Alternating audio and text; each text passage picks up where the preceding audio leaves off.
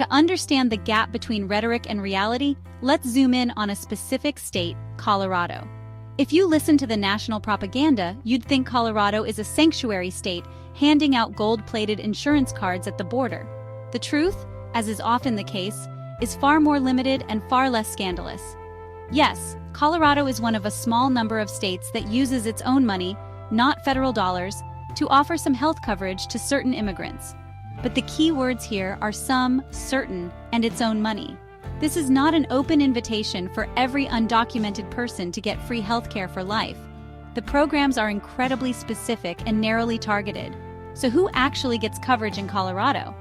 Pregnant people in undocumented families who meet the income eligibility requirements, and children in undocumented families who meet the income eligibility requirements.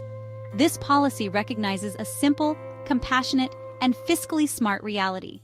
Providing prenatal care to a mother leads to healthier babies and fewer costly complications at birth. Similarly, ensuring a child can see a doctor for an ear infection or get their vaccinations prevents more serious illnesses and expensive emergency room visits down the line.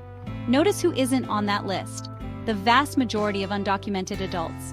A non-pregnant childless adult has no access to this state-funded program. This is the crisis that proponents of H.R. 1 are so incensed about. They are not targeting a federal failure. They are targeting a state's decision to use its own funds to provide basic preventative care to pregnant women and kids. H.R. 1 is designed to punish states like Colorado for making this choice.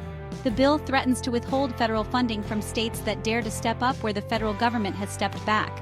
It's a punitive measure, an attempt by the federal government to bully states into abandoning some of their most vulnerable residents, even when those states are footing the bill themselves.